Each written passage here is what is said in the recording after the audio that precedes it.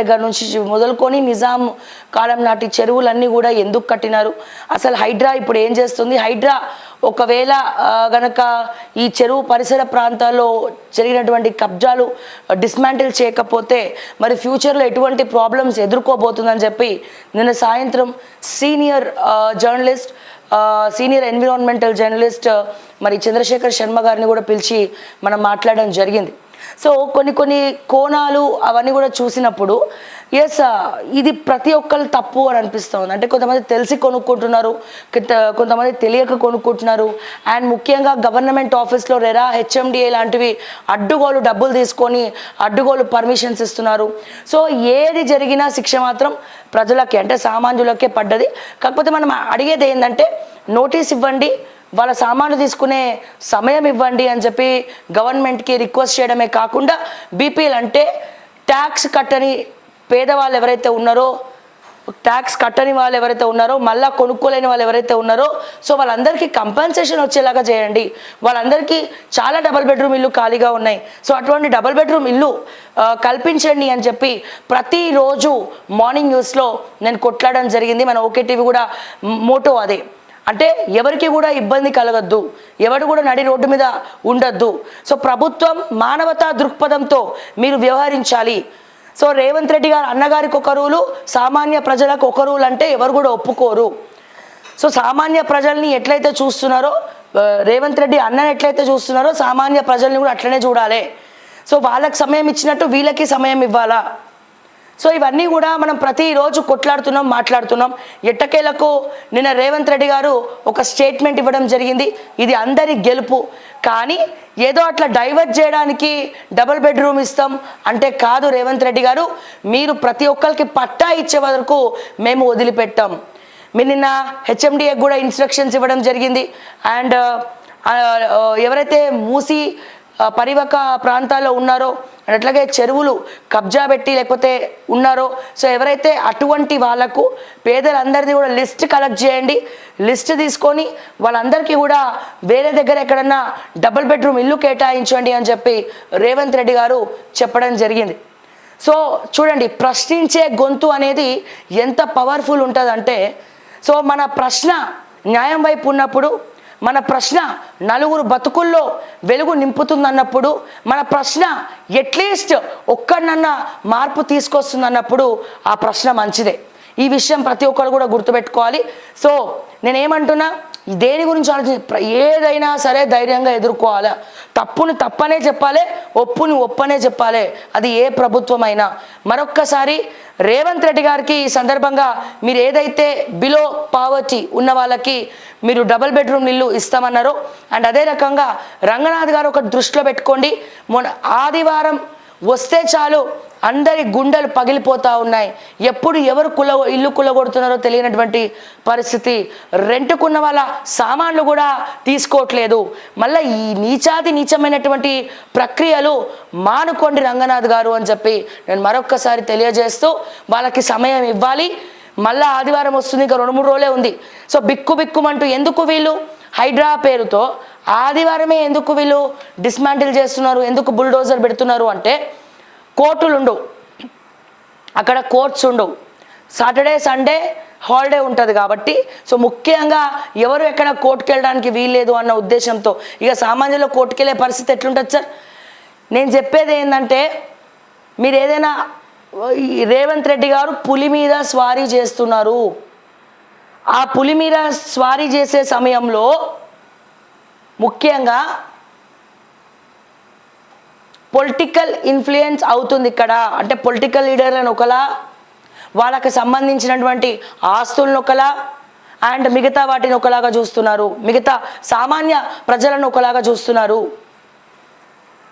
అందరు అట్లా కొన్నారంటే ఏమీ లేనోడే అట్లా కొనుక్కుంటాడన్న విషయాన్ని మీరు గుర్తుపెట్టుకోవాలి.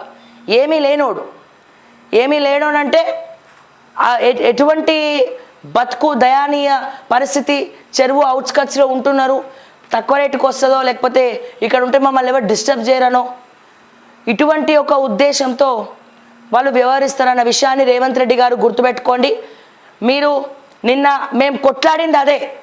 ప్రతిరోజు మార్నింగ్ న్యూస్లో మేము అడిగేది ఏంది, సామాన్యుల పక్షాన సామాన్యులకు సమయం ఇవ్వండి, సామాన్యుల పక్షాన సామాన్యులకు సమయం ఇవ్వండి, సరికొత్త దారి చూపండి, వాళ్ళకు అర్థమయ్యేలాగా చెప్పండి. దుండగులు మీద పడినట్టు మీద పడితే ఎట్లా తెలుస్తుంది? అర్థమయ్యేలాగా చెప్పండి, అవగాహన కార్యక్రమాలు ఏర్పాటు చేయండి. వాళ్ళకి ఇమీడియట్గా రోడ్డుకే వాళ్ళ ఎటువంటి దిక్కుమొక్కు లేకుండా వేరే ఎవరు కూడా రెంట్కి ఇయ్యడు కదా ఇల్లు. ఇప్పుడు వాళ్ళ సామాన్లు కూడా మీరు తీసుకొని ఇవ్వకుండా ఇమీడియట్గా వేరే దగ్గర వాళ్ళు ఏమైనా రెంట్కి తీసుకొని ఉండాలన్నా ఇస్తారా? ఖాళీ ఉంటాయా ఇల్లు? ఎత్తుక్కోవడానికన్నా 1 రోజు 2 రోజులు టైం పట్టదా? అంతవరకు రోడ్డు మీదనే వాళ్ళ బతుకులు. సో మీరు లాస్ట్ వీక్ చేసింది ఏదైతే ఉందో అది ముమ్మాటికి తప్పే, ముమ్మాటికి తప్పే. పిల్లల పుస్తకాలు కూడా తీసుకొని అనంత తప్పు పిల్లలు ఏం చేసినారు? పిల్లల పుస్తకాలు కూడా తీసుకొని ఇవ్వకుండా వాళ్ళ కమర్షియల్లో ఉన్నటువంటి మెటీరియల్ తీసుకొని ఇవ్వకుండా, ఒక్కొక్క మెటీరియల్ కొనాలంటే లక్షలు అయితే ఆ లక్షలు దేనికే వాళ్ళు తిప్పలు పడతారు, రెంట్ కట్టడానికే వెళ్ళదు వాళ్ళ బిజినెస్. సో అటువంటి చిన్న వాళ్ళ మీద మీ ప్రతాపమా? సో ఎట్లనైతే రేవంత్ రెడ్డి గారు అన్నగారికి సమయం ఇచ్చినారో అట్లాగే సామాన్యులకు కూడా ఇవ్వండి, సమానంగా చూడండి. All are equal in the eyes of law అని చిన్నప్పటి నుంచి చదువుకోవడం కాదు, అందరినీ సమానంగా చూడండి. అండ్ కోలుకోలేని వాళ్ళకి కంపెన్సేషన్ ఇవ్వండి, డబల్ బెడ్రూమ్ ఇల్లు ఇవ్వండి అని చెప్పి ప్రతి ఒక్క రోజు మార్నింగ్ న్యూస్లో మనం మాట్లాడని రోజే లేదు, ప్రతిరోజు అదే అడుగుతున్నాం.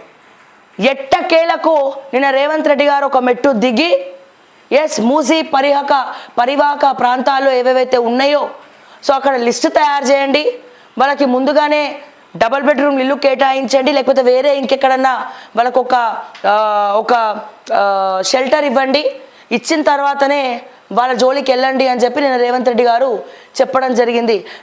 మళ్ళీ ఇందులో పొలిటికల్ ఇన్ఫ్లుయెన్స్ అయ్యి నా వాడికి ఇవ్వండి వీళ్ళకి ఇవ్వండి కాదు, సరి సమానంగా ప్రతి ఒక్కరి లిస్టు ఎవరికి కూడా రాలేదు అని నొచ్చుకోకుండా బాధపడకుండా ప్రతి ఒక్కరిని సమానంగా చూసుకుంటూ ప్రతి ఒక్కరికి కూడా మీరు షెల్టర్ ఇవ్వాలి. దాంతో పాటుగా నిన్న నాచారంలో మీరు ఒక డబ్బా దగ్గర, చెప్పుల షాపు డబ్బా దగ్గర జిహెచ్ఎంసి గవర్నమెంట్ ల్యాండ్ అని చెప్పి నిర్దాక్షిణంగా కొలగొట్టింది. నాచారం దగ్గర చెప్పుల షాపు, తను నిన్న కూడా మాట్లాడిన మహిళా గ్రూప్లో 70,000 అప్పు చేసి ఈఎంఐ కట్టుకుంటా 70,000 అప్పు చేసి ఆవిడ ఒక చెప్పుల షాప్ పెట్టుకుంది. షాప్ అంటే మళ్ళీ సిమెంట్ గోడలు కట్టిన అనుకోకండి దయచేసి, రేకులది ఒక చిన్న డబ్బా ఉంటుంది కదా, చెప్పులు కుట్టోళ్ళు పెట్టుకుంటారు, ఆ డబ్బాలో చిన్న చిన్న చెప్పులు అవి పెట్టుకుంది. సో నిర్దాక్షిణంగా వచ్చి బుల్డోజర్ పెట్టి డిస్మాంటిల్ చేసినారు, గుద్ది పడేసినారు. తన ఏడుపు వర్ణనాతీతం. 70,000 లోన్ ఎట్లా కట్టాలా, 70,000 ఎట్లా? తను తీసుకుంది మా అంటే ఒక 20 అడుగుల జాగా ఉంటుంది, 20 గజాలు ఉంటుంది నాకు తెలిసి.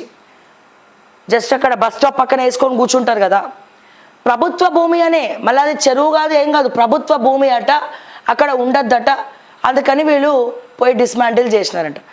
నేను అడుగుతున్నా, ఈ రోజున ఆమె బతుకు తెరువు కోసం చేసుకుంటుంది, ప్రభుత్వం సపోర్ట్ చేయదా? ఏమైనా కబ్జా పెట్టిందా, లేకపోతే ఎవరైనా లంగ పని చేసిందా, దొంగ పని చేసిందా, ఏం చేసిందని అక్కసు? ప్రభుత్వ భూమి అంటే ప్రజల భూమి కాదా? గవర్నమెంట్ అంటే ఏంది? గవర్నమెంట్ అంటే ఎవరు? Public property. సో అక్కడ కూర్చుందాం, ఆమె ఏమన్నా ఆ 20 గజాలు రిజిస్ట్రేషన్ చేసుకొని వేరే వాళ్ళకి అమ్మిందా? కాదు కదా, ఉన్నంత కాలం మనం నడిపించుకుంటుంది. అక్కడ మీరేం చేసేది లేదు, బస్ స్టాప్ ఉంది అక్కడ. సో ఇట్లా దిగజారిపోతున్నారు, దిగజారి రాజకీయాలు చేస్తున్నారు. ఈ దిగజారుడు తనం అంటారు దీన్ని. సామాన్యుల పక్షాన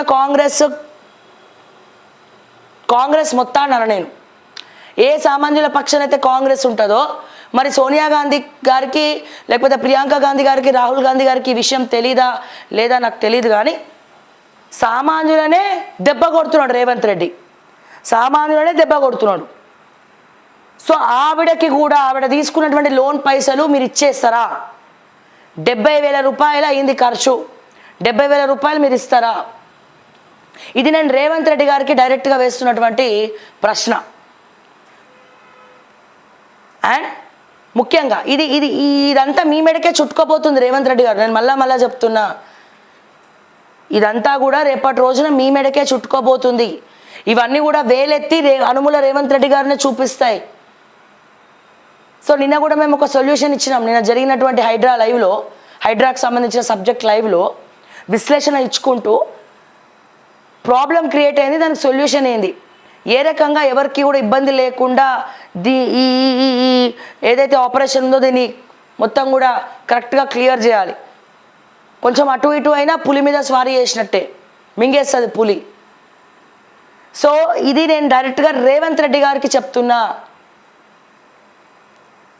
పాయింట్ నెంబర్ 2, అండ్ వీళ్ళకి కంపన్సేషన్ ఇస్తారా? 70,000 రూపాయలు కంపన్సేషన్ మీరు వాళ్ళకి ఇవ్వాలా?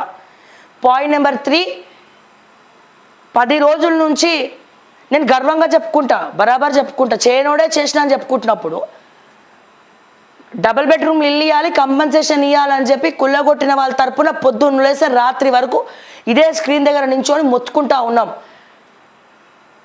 అండ్ ఇది ఇక్కడితో ఆగదు. సో ఎవరెవరైతే లబ్ధిదారులు ఉన్నారో, ఎవరెవరైతే కంపన్సేషన్ రావాలో వాళ్ళందరికీ కూడా సమన్యాయం జరిగే వరకు కూడా మేము ప్రతిరోజు గుర్తు చేస్తూనే ఉంటాం. రేవంత్ రెడ్డి గారు సక్రమమైనటువంటి దారిలో లిస్టు తయారు చేయండి. ఎటువంటి పొలిటికల్ ఇన్ఫ్లుయెన్స్లు దీంట్లో ఉండద్దు. మీ ఎమ్మెల్యేలకు అసలే ఈ బాధ్యత తీసుకెళ్ళి అప్పచెప్పద్దు. సో డబ్బులు కమ్ముడు పోవద్దు, పేదలకు అన్యాయం చేయొద్దు, రోడ్డున పడిన వాళ్ళకి కంపన్సేషన్ ఖచ్చితంగా ఇవ్వాల్సిందే. ఈ మొత్తం పూర్తయ్యే వరకు ప్రతిరోజు మీకు గుర్తు చేస్తూనే ఉంటాం. అండ్ అదే రకంగా సేవ్ దామగుండం